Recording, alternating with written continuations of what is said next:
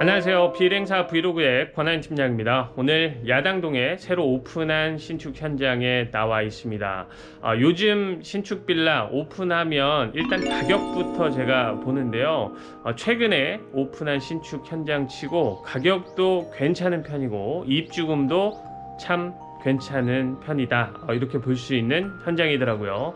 여기에 제가 일반층 하나, 복층 하나 이렇게 촬영을 할 건데, 복층은 이제 막 신축을 한 현장이라서 복층 위에 공간이 공사가 다 되어 있지는 않습니다. 그래서 요거는 감안해서 좀 봐주시면 대단히 감사하겠습니다. 그럼 오늘 집 소개도 최선을 다하겠습니다. 영상 시작할게요. 오늘 소개해드릴 신축 빌라 현장입니다. 여기에 있습니다. 한계동 오픈을 했습니다. 1층은 다 상가가 입점될 예정인데, 상가는 요즘 이 동네는 부동산이나 또는 편의점 이런 것들이 좀 많이 생기는 추세니까요. 그런 것들이 입점할 거다, 이렇게 참고를 하시면 좋을 것 같아요. 입지 조건은 짧게만 하겠습니다. 여기서 경의중앙선 야당역, 여기를 통해서 쭉 내려가면 야로숲길이라는 곳이 나오고요. 거기서 조금 더 내려가면 야당역이 나오는 건데요. 여기서 걸어가면 도보 한 11분 정도 소요되는 위치에 있다라고 보시면 되겠습니다.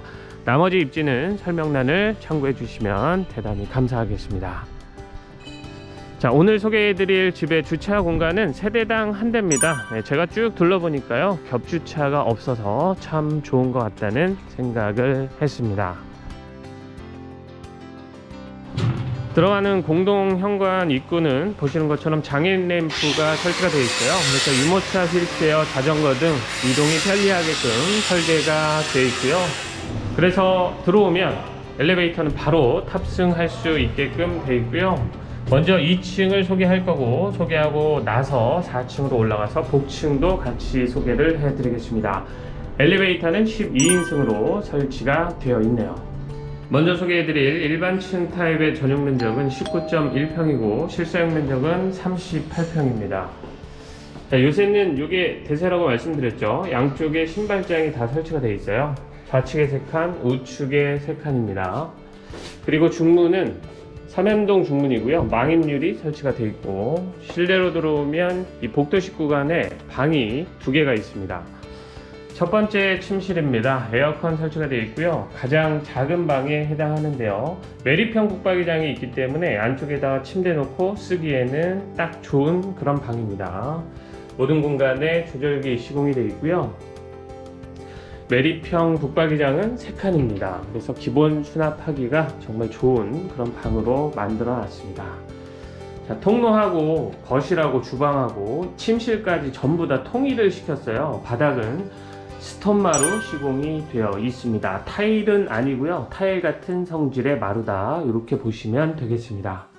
자, 문고리 등은 푸시풀 스타일로 예쁘게 마감이 되어 있고요. 맞은편에 가변형 방이 있습니다. 그래서 문이 이렇게 2개가 있는 건데요. 안쪽에서 이 방은 좀 보여드릴게요.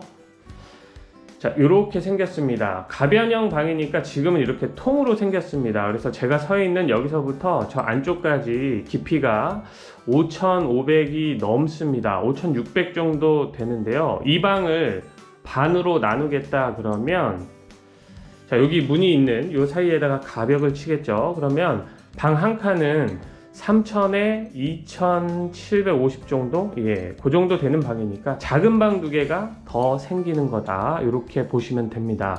그런데 그냥 이 상태로 쓰는 게 개방감이 있다 그러면 가벽은 설치할 필요가 없겠죠. 그래서 일단 가벽을 설치해 달라는 분들도 있을 수 있어서 문은 이렇게 2개를 만들어 놓은 겁니다.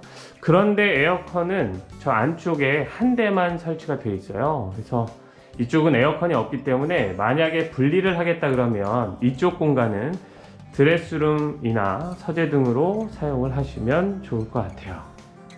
이 공간에도 안쪽에 매립형 붙박이장이 있고요.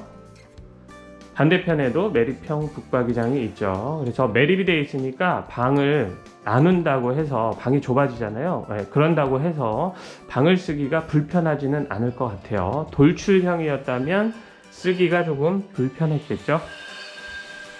자, 이쪽에 메인 욕실이 있습니다. 안쪽은 타일로 깔끔하게 마감이 되어 있는데요. 파티션은 설치가 안 되어 있고요. 샤워 공간만 분리가 되어 있습니다.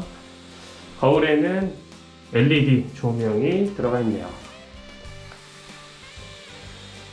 그리고 쭉 따라 들어오면 처음에는 요걸 보고 혹시 팬트리장인가 했는데요. 팬트리장은 아니고요. 이쪽에도 매립해서 장을 설치해 놨더라고요. 주방의 수납이 조금 더 넉넉해졌다, 이렇게 볼 수 있습니다.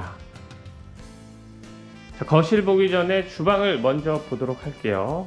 자, 이렇게 보면 이 정도 되는 겁니다. 그래서 꽤 주방은 넓은 편이고 실제 조리대 라인 이 안쪽도 공간이 꽤 되는 편입니다. 그래서 주방은 넉넉하게 잘 만들어 놨다, 저는 이렇게 봤고요. 추가 식탁은 설치할 필요가 없게 아일랜드 식탁을 조금 넓게 제작을 해 놨어요.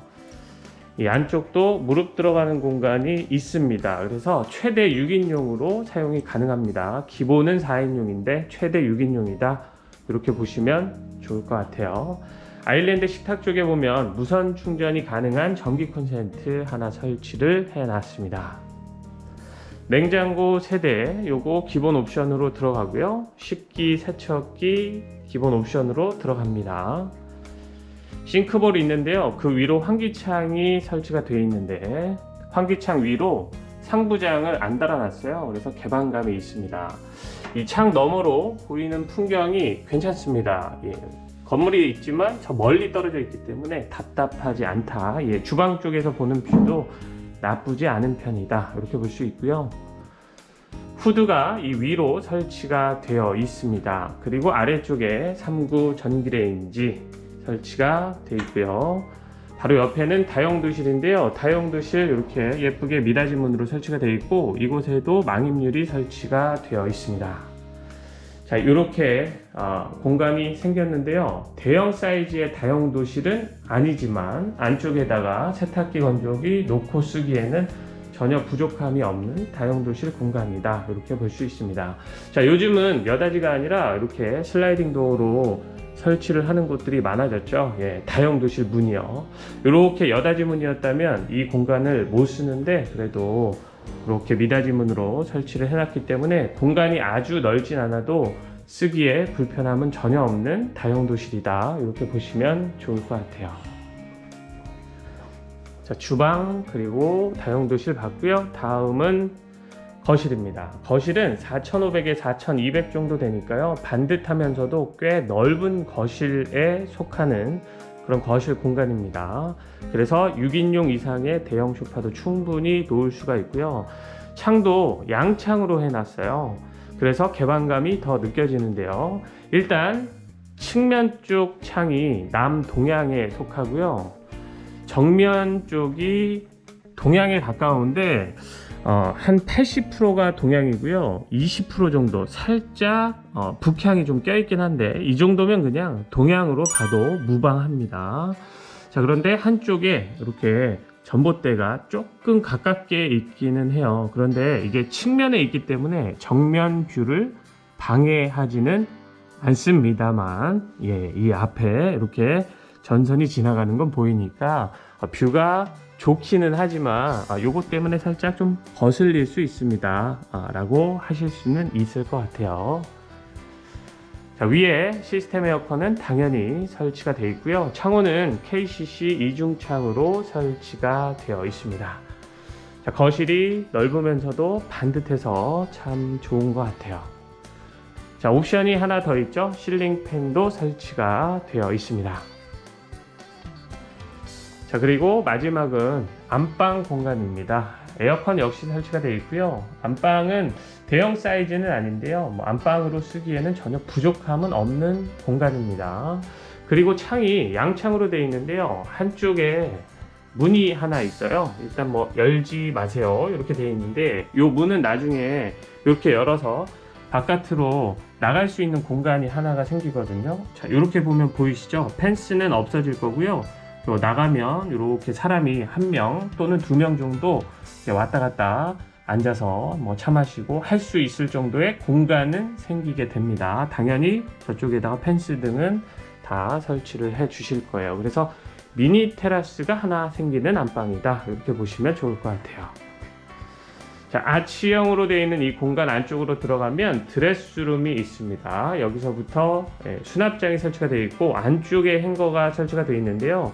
개인적으로는 그냥 끝까지 다 행거로 설치를 해놨으면 어땠을까, 이런 생각도 해봤습니다. 여기도 당연히 수납이 가능하기는 할 텐데 차라리 전부 다 행거였으면 수납이 더 많이 가능하지 않았을까, 이런 생각 좀 해봤고요. 여기에 환기창 하나 설치가 되어 있는 드레스룸 공간이고, 여기가 안방 욕실입니다.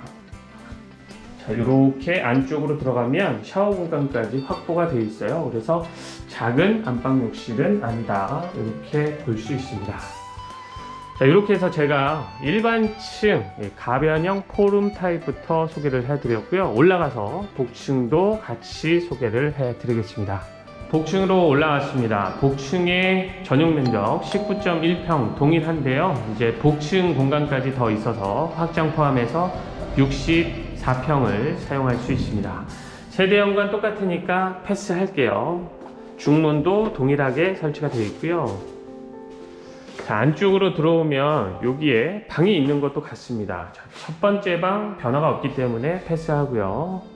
메인 욕실도 큰 변화 없습니다. 패스할게요. 제가 일반층 타입에서 일괄소등 위치를 말씀 안 드리고 올라왔는데요. 일괄소등은 여기에 있습니다. 자, 그리고 복층이니까 이제 계단이 생겼고요. 일반층하고 복층 타입하고 다른 건 아래층 공간에서 가변형 포룸방이 이제 줄어드는 겁니다. 여기에 변화가 생겼어요. 일단 당연히 에어컨은 있고요.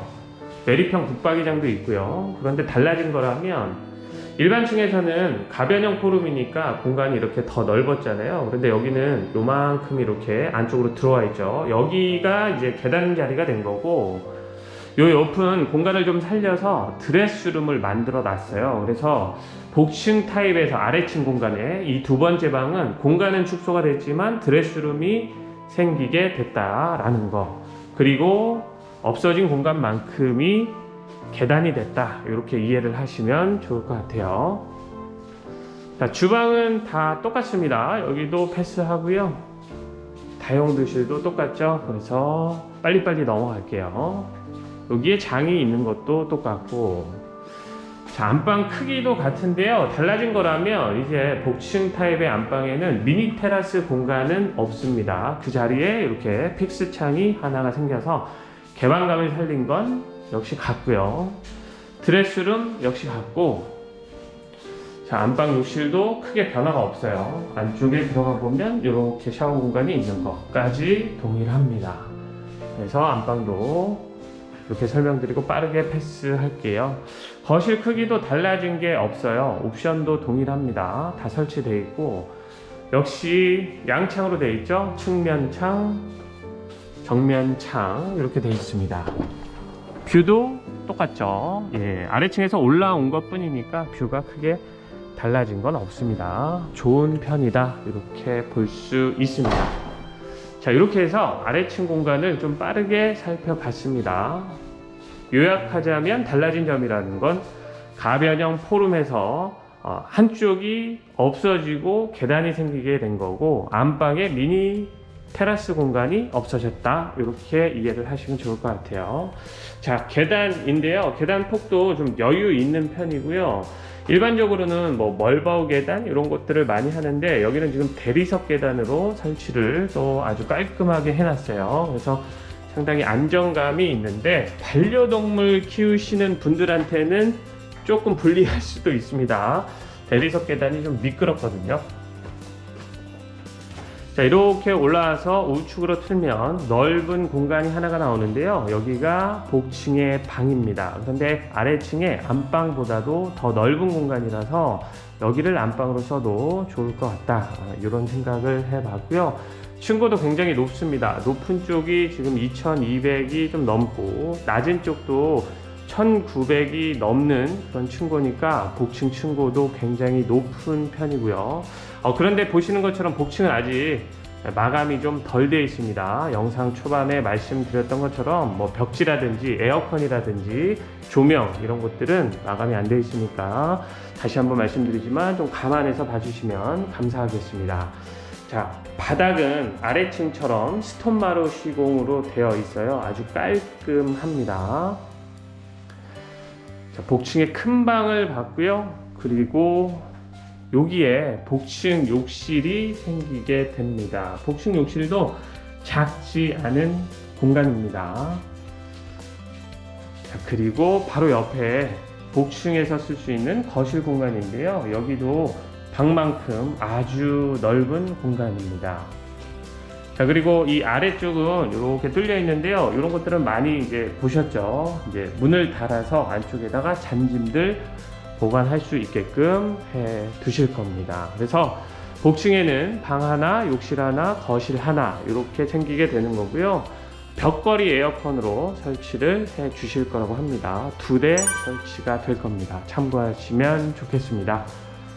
자, 끝으로 테라스로 나가 보겠습니다. 자, 일단 크기를 보기 전에 뷰 좋은 편입니다. 저 멀리 황룡산이 보일 정도니까요. 뷰 괜찮은 편입니다.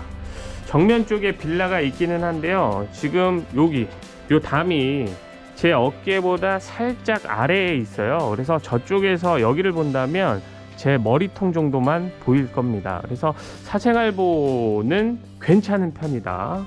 측면을 봐도 집이 있기는 하지만 좀 멀리 있잖아요. 그래서 크게 불편하지는 않을 것 같다는 생각이 들었습니다. 자, 한쪽에 전기 콘센트 있고요. 수도는 여기에 설치가 될 예정입니다. 이제 전체 크기를 볼게요.